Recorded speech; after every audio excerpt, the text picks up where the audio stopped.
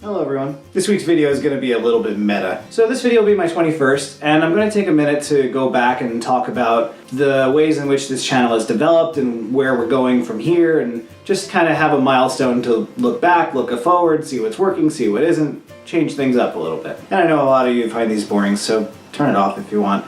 But I think it's going to be interesting. At least I'm going to try to make it interesting. So when I first started this YouTube channel, I was working with my phone. And that camera did pretty well. It does 1080 at 60, which is what I was hoping for. The problem is that it records at what's called a variable frame rate, meaning that depending on how much action is happening in the scene, it will do a different frame rate to accommodate that level of motion. So if I'm sitting here talking casually like this, it's probably not running at the full 60 frames a second. And most video editors handle this no problem, except for Adobe Premiere, which I actually do have access to since my significant other uses it for work. So I would have had to convert the video to a constant frame rate before I could even plug it into that application. I wasn't about to do that. And at the time, I couldn't really justify if I was going to buy a camera for myself that could do a constant frame rate. I wasn't sure if I'd enjoy doing this. So I had to switch to a different video editor. I don't really care which operating system I'm working in. That being said, I would like to have an editor that would work across all of them. So I settled on using Shopcut. The interface is not minimalistic, but not overly complex. For what I was doing, just simple cuts and deletes and moving things around and stuff, it was adequate. It allowed me to do green screen in my first video. It allowed me to do white balance in all the videos since the first one, since I realized yellow doesn't look so great as a background for what I'd like to look like. It got by. Wasn't the fastest editor, couldn't really use the GPU properly without it crashing on me. It's an experimental feature. I'm willing to let that slide for free software. But I did have some trouble when I was doing basic operations within the application. Things like, they have a feature where you can auto crossfade things. They have a feature where you can move tracks around and things. And even sometimes inserting into a track was a problem.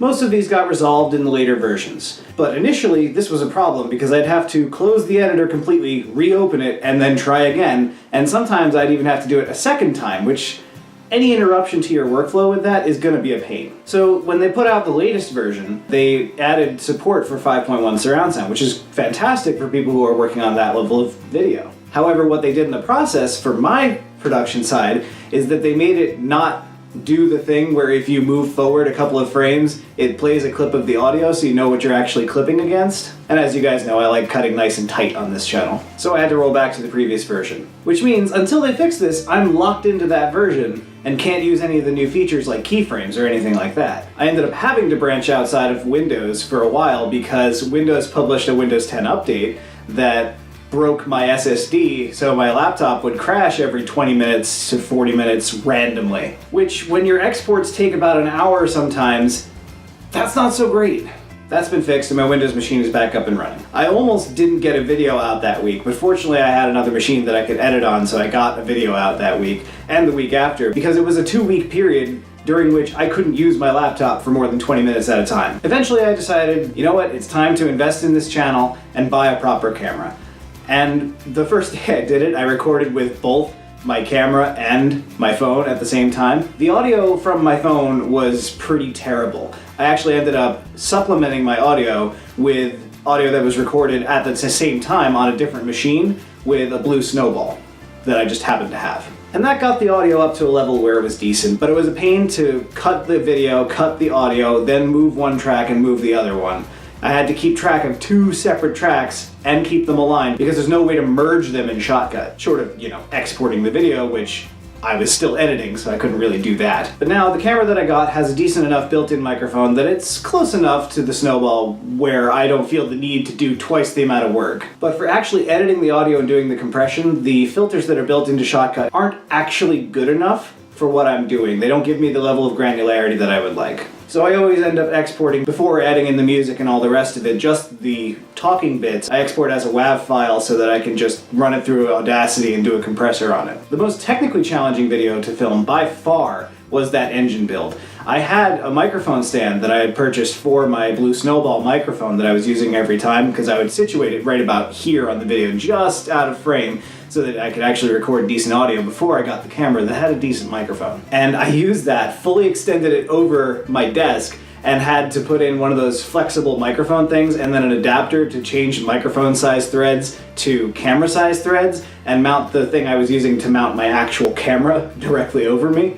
That was a nightmare. I recorded that as a video, and I had to speed it up by a factor of 10, and there were all kinds of weird technical challenges that I did not expect with that, but I didn't trust the time-lapse mode on my phone to record a decent quality enough video for that. The next technical challenge was actually getting it off my phone, because it turns out that when you plug in your iPhone to your computer with the USB, it doesn't show you files larger than 4 gigabytes. Fortunately, I had access to a computer running Mac OS, and I was able to use one of their utilities in a way that is not really designed to work to pull it off of there, and that's what worked, because that file totaled out to be 18 gigabytes. Then of course I had to speed it up by a factor of 10 without a loss of quality. Then of course I had to overdub it. I had to just record myself with my microphone after the fact so I could narrate through the whole video. So now we're going to talk about things upcoming on this channel. I'd like to track down some extra music so that we can have some better backing tracks and not the same track over and over again. The last thing technically that I really need to do for this channel to get better, I think, is to buy some proper lighting, because this LED light from Walmart really isn't cutting it, and having to do white balance on every video to compensate for the yellow light and turn it blue is kind of a pain. I'd like to talk more about mental health. I'd like to talk more about programming. In the near future, I'm going to do another couple of build videos. I've got some interesting ideas for that. I'd like to get into first time playing videos where I have never played The Sims, I've never played Civilization 5, I've never played any of the Half-Life series. I would love to do those. I have to figure out what's involved with getting that recorded, but I would love to do some of those videos. I'd love to go outside more. I'd love to go do more events and things and bring you videos from there, share more of my life with you. I'm really happy that I feel like I've started to open up a little bit more and be a little less rigid than when I started. And just my closing notes here, there's a lot more involved with producing a video every single week than I ever expected there would be. Like, half the problem is finding something interesting to actually talk about, for having a reason to be there every week. And the way I usually do this is either talking about something that I'm working through at the time, or just whatever I found on Wikipedia that week that I found interesting, and expanding on it a little more than just, here's a link to a Wikipedia article. Having some sort of intelligent conversation about it. Even stuff like the X-Files videos, those take a lot of time. I have to not just watch the series, but I have to take notes throughout it. I have to go through all the episode descriptions and remember everything and try to make some sort of narrative out of it and make it interesting to watch. Videos about mental health, I have to be very careful not to step on anybody's toes and keep my stuff very well focused on my own personal experience with it, to not give bad advice to anybody. And then the physical process of taking a long-form video with huge 2-minute pauses in it where I'm thinking of what to say next and turning it into something cohesive and actually meaningful. And then the technical challenges on top of it. Those of you looking to get into YouTube, you don't have to have everything figured out right away, but it is going to take 4 times as much effort as just sitting down in front of a camera to talk for the day. And I'm not even trying to monetize this channel, partly because I don't have the subscriber count or the views necessary to do so based on their new rules for monetization. But partly because this isn't my job. This isn't what I'm trying to do professionally. This is just my creative outlet. This is me putting stuff out there because I want to put things out there. And I've tried to keep up with it because I don't really have a lot of creative outlets outside of my work in my life. And I do want to share those experiences with other people. I do want to connect with people. I want to inspire people and share passions with them. The best piece of advice, 20 videos in, is that you have to be committed to want to do this. If you want to put out a video every week, you're going to have to spend some time during the week doing that. It can't be just, oh, today I'm filming and editing and that's it for the week. It's going to be a multi-day process where you take an hour here, a couple hours there, and you kind of work it into your schedule. I mean, that's how all hobbies work. This is a hobby, but for me, it's been really important to commit to actually spending that time every week. It's given me a way to see color in my life, if that makes sense. But I'll tell you, when my laptop, the one I use for editing, died on me for 2 weeks, I really didn't want to try. Just the number of technical challenges that got in the way of getting those videos out, because I had to fight with my MacBook to get the thing going. I had to fight with my camera to get the video off for the engine build. I had to fight with it every step of the way. What I'm trying to say is that it does take commitment, because you're going to have obstacles along the way. You're going to have weeks where you literally have no idea what you would feel compelled to talk about. You're not going to feel up to it every day. You're not going to feel like you want to spend the time that it takes to turn your source material into a cohesive video at the end of the day. And especially if you're doing it as a hobby and not as a professional thing,